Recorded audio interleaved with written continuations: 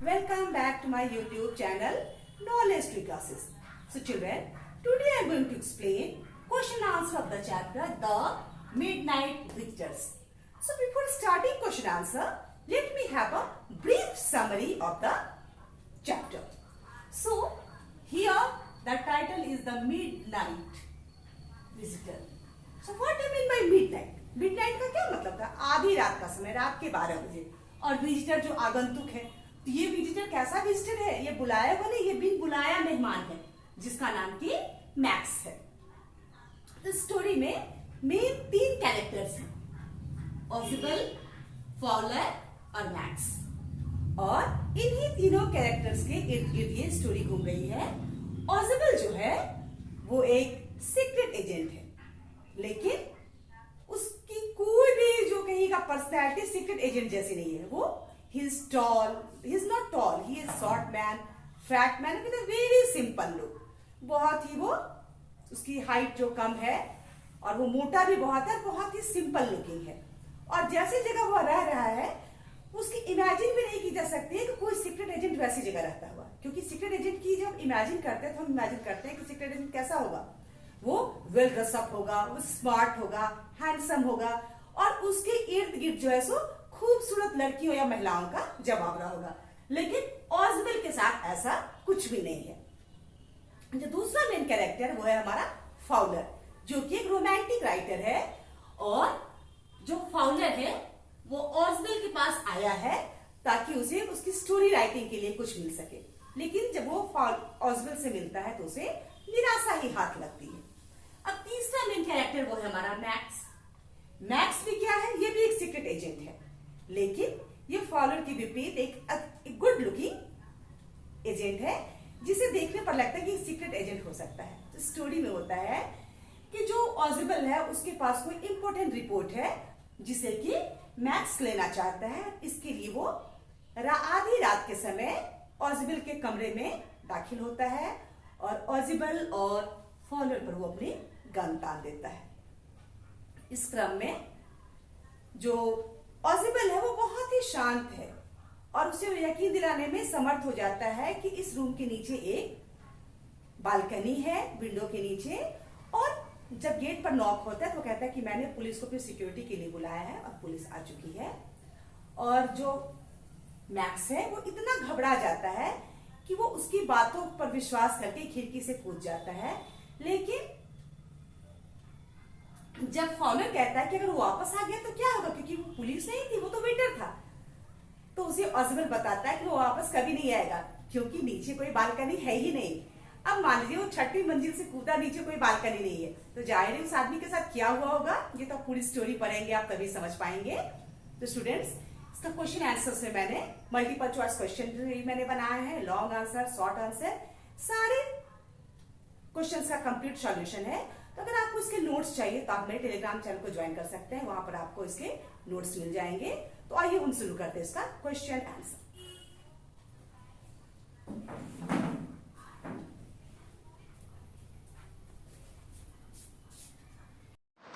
So first of all we will discuss about the multiple choice question, then we will discuss the short and long answer questions of this chapter. So question number 1, who is the author of the story The Midnight Visitor? तो students, जब भी आप किसी भी story को पढ़ें तो उसके ऑथर का नाम जरूर याद रखें. ये बहुत ही इंपॉर्टेंट क्वेश्चन होता है. इसके ऑथर है हमारे Robert Arthur. Question number 2, where was Ausable staying? जो ऑजिबल थे वो कहाँ रह रहे थे? तो एक सस्ते से फ्रेंच होटल में थे जिसकी कमरे में जो है सो सीलन की बदबू थी और ये 6th फ्लोर पे था.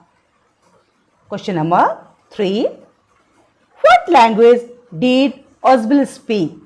जो ऑजिबल थे वो कौन सी लैंग्वेज बोलते थे?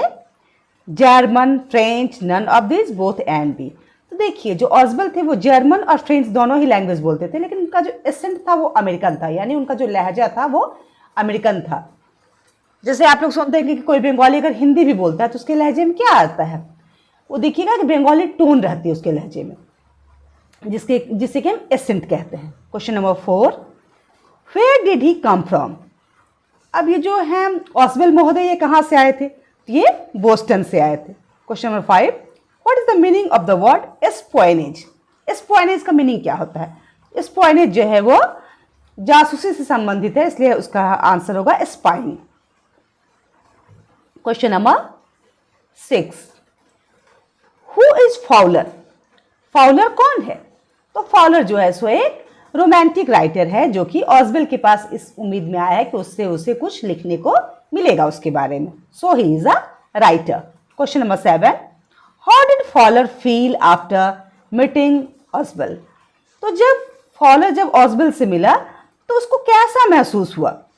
सो ही फेल्ट डिसअपॉइंटेड, वो डिसअपॉइंटेड हो गया क्योंकि उसने जो इमेजिनेशन की थी एक सीक्रेट एजेंट की, वो टॉल होगा, हैंडसम होगा और वो एकदम पूरा जो उसके कपड़े होंगे वो काफ़ी अच्छे होंगे। तो इस सब के विपरीत था ऑस्वेल। वो शॉर्ट हाइट का था, बहुत ही मोटा था और बहुत ही साधारण दिखने वाला इंसान था, इसलिए उसे वो डिसअपॉइंटेड हो गया उसे देख करके। Question number 8, what is the meaning of the word slender? तो ये जो वर्ड है स्लेंडर, उसका मीनिंग क्या है? उसका मीनिंग होता है स्लिम, दुबला पतला सा, जैसा कि मैक्स था। Question number 9, what did max want? अब मैक्स क्या चाह रहा था? तो मैक्स जो था वो ऑस्वेल के पास आया था एक इंपॉर्टेंट रिपोर्ट लेने के लिए जो कि ऑस्वेल के पास थी। तो ही वांटेड अ रिपोर्ट, वो उसे रिपोर्ट चाहिए थी। Question number 10, how did Max claim to have entered? तो मैक्स ने क्या क्लेम किया कि वो कैसे दरवाजे से आया? अब पास की, तो मैक्स ने कहा कि उसके पास एक मास्टर की कह सकते हैं या पास की कह सकते हैं जिसके द्वारा वो कमरे में आया दरवाजे से। Where did Max actually enter from? वास्तव में मैक्स कहां से आया था? भाई मैक्स तो दरवाजे से ही आया था, लेकिन ऑस्वेल कह रहा था कि तुम बालकनी से आए हो, लेकिन एक्चुअली वो आया था दरवाजे से। So he came from the door. Question number 12, Where did Max, what did Max have in his hand? अब मैक्स के हाथ में क्या था? तो मैक्स के हाथ में एक ऑटोमेटिक पिस्टल थी जिसे उसने ऑस्वेल और फॉलर के ऊपर तान दिया था। तो इसका आंसर होगा pistol. Question number 13, who was actually knocking at the door? जो डोर था उस पर वास्तव में कौन नॉक कर रहा था? क्योंकि ऑस्वेल ने कहा कि मैंने पुलिस को अपनी प्रोटेक्शन के लिए बुलाया है। क्या वास्तव में पुलिस थी दरवाजे पे? नहीं, वास्तव में वो वेटर था जिसने दरवाजे पर नॉक किया था। तो इसका आंसर होगा waiter. Question number 14, how would you describe Ausable? आप ऑस्वेल को कैसे डिस्क्राइब करेंगे? Witty, lazy, selfish, all the above. भाई उसकी और क्वालिटीज तो हमें मालूम नहीं, लेकिन ये पता है कि वो बहुत विटी था, वो बहुत चतुर था।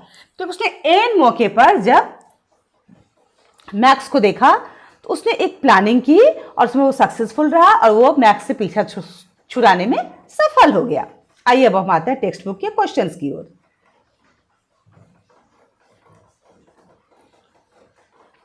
How is Ausable different from other secret agent? ये जो ऑस्वेल है वो दूसरे सीक्रेट एजेंट से अलग कैसा था? आंसर है Oswald is different from other secret agents in many ways. ये जो ऑस्वेल है ये दूसरे सीक्रेट एजेंट से बहुत तरह से अलग था। In fact in description did not fit Oswald. जो भी कोई डिस्क्रिप्शन हम देखते हैं जैसे हमारी इमेजिनेशन होती है सीक्रेट एजेंट्स की, उससे उसका कोई भी लेना देना नहीं था। कोई भी डिस्क्रिप्शन जो है सीक्रेट एजेंट का वो ऑस्वेल से मैच नहीं कर रहा था। अब क्यों नहीं मैच कर रहा था? He was very simple, fat and has no thrilling appearance of a secret agent. वो जो था वो देखने में बहुत ही सिंपल था, मोटा था और कोई भी थ्रिलिंग अपीयरेंस उस पर उसके चेहरे पर नहीं था। जैसा कि हम लोग इमेजिन करते हैं कि जो सीक्रेट एजेंट है वो कैसा होगा, टॉल होगा, हैंडसम होगा, उसने अच्छे कपड़े पहन रहे होंगे, वो सिगार पी रहा होगा और उसके आसपास खूबसूरत औरतें होंगी। तो ऐसा कुछ भी ऑस्वेल के साथ नहीं था जो कि दूसरे सीक्रेट एजेंट्स के साथ मैच करे, जैसा हमारी इमेजिनेशन में होता है। Question number 2, who is Fowler and what is his first authentic thrill of a day? Fowler कौन था और जो उसका दिन का पहला रोमांस था वो क्या था? Fowler was a writer and he came to meet Oswald. देखिए फॉलर जो है एक रोमांटिक राइटर है और वो ऑस्वेल के पास आया था। एक स्पाइनेज वो लिखना चाह रहा था, एक जासूसी पर वो कुछ आर्टिकल लिखना चाह रहा था जिसके लिए कि वो उससे मिलने आया था। फॉलर्स first authentic thrill of the day came when he saw a man in Oswald's room, pointing a pistol towards Oswald and himself. अब फॉलर को कहेगा जो पहला रोमांच मिला, क्योंकि भाई वो तो सारा दिन उसके साथ, लेकिन उसे कोई रोमांचक चीज मिली नहीं ना, वो देखने में किसी सीक्रेट एजेंट जैसा उसे दिखा। तो पहला रोमांच जो फॉलर के लिए था वो था कि जब वो ऑसवेल्ड के रूम में घुसा तो एक आदमी ने ऑसवेल्ड पर और उस पर पिस्टल तान दी। ये उसका पहला थ्रिल था दिन का। Question number 3, how has max got in. अब जो मैक्स है वो कैसे आया था? आंसर होगा Max had got into the room through the main door with the help of pass key और मास्टर की। जो मैक्स है वो मेन डोर से आया था। आप कहिएगा या तो मास्टर की उसके पास थी या पास की थी, जो भी कह सकते हैं, जिससे कि हम सभी ताले खोल सकते हैं, उसी के द्वारा वो रूम में आया था। क्वेश्चन नंबर 4, हाउ डज ऑसवेल्ड से ही गॉट इन। लेकिन अब ऑसवेल्ड क्या कर रहा था कि वो कैसे आया? भाई उस मैक्स ने तो कहा कि वो दरवाजे से आया और पास्की की हेल्प से आया, लेकिन ऑसवेल्ड का क्या कहना था? Oswald said that he thought Max had gone into the room through the balcony. Oswald ने कहा कि वो सोच रहा है मैक्स जो है सो उसके रूम में बालकनी के सहारे आया होगा। He said it happened second time in the month. उसने कहा कि ये इस महीने की दूसरी घटना है जब कोई आदमी बालकनी से मेरे रूम में घुसा हो, और उसने साथ ही ये भी कहा कि मैंने इसकी शिकायत मैनेजर से की है। So this was the belief of Oswald which is told to Max. ये ऑसवेल्ड का विश्वास था कि मैक्स जो है सो बालकनी से ही आया, जैसा कि उसने कहा कि तुम बालकनी से आए हो। नेक्स्ट, अब हम आते हैं लॉन्ग आंसर्स की तरफ। Oswald did not fit any description of a secret agent Fowler had ever read. अब देखिए, फॉलर ने अभी तक सीक्रेट एजेंट की जो भी डिस्क्रिप्शन पढ़ी थी उससे ऑसवेल्ड कहीं मैच नहीं कर रहा था। What do secret agents in books and films look in your opinion? अब आपके विचार से जो सीक्रेट एजेंट्स होते हैं फिल्म में या किताब में वो कैसे दिखते हैं? तो भाई मुझे जो दिख रहा है वो तो मैंने बता दी, क्योंकि मैं तो बहुत ज़्यादा मूवीज़ देखती नहीं हूँ। आप लोग देखते होंगे तो आप लोग ज़्यादा अच्छे से डिस्क्राइब कर पाएंगे कि कैसा उसका डिस्क्रिप्शन होता है, कैसे सीक्रेट एजेंट्स होते हैं। आप में बहुत से बच्चे जेम्स बॉन्ड की मूवीज़ देखते होंगे या उन्होंने शर्लॉक होम्स के बारे में पढ़ा होगा, तो वो ज़्यादा अच्छी तरह इसे डिस्क्राइब कर पाएंगे। पर जैसा मुझे लगता है मैं आपको बता रही हूँ। Secret agents in fictions are projected like ideal man. अब देखिए, हम जो देखते हैं फिक्शंस में, जो काल्पनिक किताबें होती हैं या जो फिल्म है वो क्या है, काल्पनिक है, फिक्शियस है। उसमें सीक्रेट एजेंट्स को जो है सो हम लोग एक सुपरमैन के रूप में भी देखते हैं, एक आइडियल मैन, एक आदर्श मैन आदमी के रूप में देखते हैं। Tall, dark and handsome. वो टॉल होगा, डार्क होगा, हैंडसम होगा, ठीक है। They are usually well built and keep beautiful women for company. अब ज़्यादातर देखिएगा कि वो काफ़ी अच्छे कपड़े पहनते हैं, ब्रांडेड कपड़े होते हैं उनके, काफ़ी अच्छी क्वालिटी के होते हैं, और खूबसूरत महिलाएं तो उनके आसपास होती हैं। They would smoke a pipe. अब वो लोग क्या करते हैं, पाइप यानी वो लोग सिगार पीते हैं। जैसे शर्लॉक होम्स को आपने देखा होगा सिगार पीते हुए, वो पाइप पीते हैं। And execute death defying stunts, और वो मौत को मात देने वाले स्टंट्स वो करते हैं। Movies based on James Bond show high tech gadgets which assist the detective in countering villains. अब जब जेम्स बॉन्ड की मूवीज देखते हैं तो उसमें हम क्या देखते हैं, इनके पास बहुत ही हाईटेक गैजेट्स होते हैं जिसका इस्तेमाल ये विलेंस को खत्म करने में करते हैं। However, there are some exceptions to the appearance of a secret agent also. हाँ, कुछ मतलब कहिएगा एक्सेप्शंस भी हैं जहाँ पे हम सीक्रेट एजेंट्स को ऐसा नहीं देखते हैं, हम उन्हें साधारण रूप में देखते हैं। Next, how does Oswald manage to make Max believe that there is a balcony attach to his room. अब जो है सो ऑसवेल्ड ने कैसे मैक्स को एक तरह से मैनेज किया, कैसे उसके मन में ये विश्वास दिलाया कि इस रूम के साथ एक बालकनी अटैच है। Look at his detail description of it. अब आप इसका डिटेल डिस्क्रिप्शन बताइए। What makes it a convincing story, और क्या ऐसी चीज थी जिसने मैक्स को कॉन्विंस कर दिया कि यहाँ पे सचमुच बालकनी है। आंसर है, Oswald tells Max that Someone entered his room through the balcony before also. अब ऑस्बेल ने मैक्स को कहा कि कोई इसको रूम में पहले भी बालकनी से आया था. He also told him that he had asked the police to give protection as he had some important papers with him. साथ ही उसने ये भी कहा कि मैंने पुलिस को खबर की है कि मुझे प्रोटेक्शन की ज़रूरत है क्योंकि मेरे पास कुछ बहुत ही इंपॉर्टेंट डॉक्यूमेंट्स हैं, बहुत ही इंपॉर्टेंट कागज हैं जिनका गलत हाथों में जाना देश के लिए खतरनाक हो सकता है. As a result, without noticing, he jumped out of the window and fell down. अब जैसे ही मैक्स ने पुलिस का नाम सुना और उसने दरवाजे पर नॉक से तो क्या वो नर्वस हो गया और बिना कुछ सोचे समझे उसने खिड़की से छलांग मार दी एंड फेल डाउन. भाई खिड़की के नीचे तो कोई बालकनी थी ही नहीं तो जाहिर है वो कहाँ गिरा, वो सीधे नीचे गिर गया. Oswald's ability to think quickly and calmly in a situation of panic make it convincing.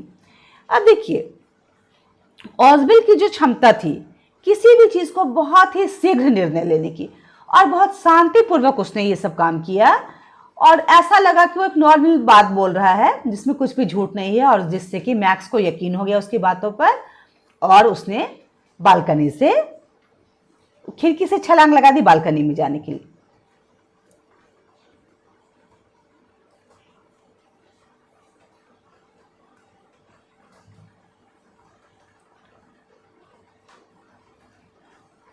So students ये था आपके क्वेश्चन आंसर का एक्सप्लेनेशन. तो मैं उम्मीद करती हूँ आपको अच्छा लगा होगा.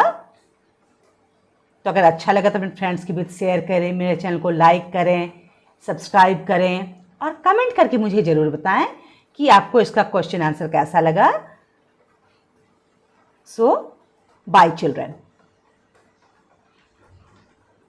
अगर आपको इसका क्वेश्चन आंसर अच्छा लगा हो, समझ आया हो तो आप मेरे चैनल को सब्सक्राइब करें, वीडियोस को लाइक करें और अपने फ्रेंड्स के बीच शेयर ज़रूर करें और बेल आइकन को दबाना ना भूलें ताकि मेरे वीडियो की लेटेस्ट अपडेट्स आप तक पहुंचते रहे.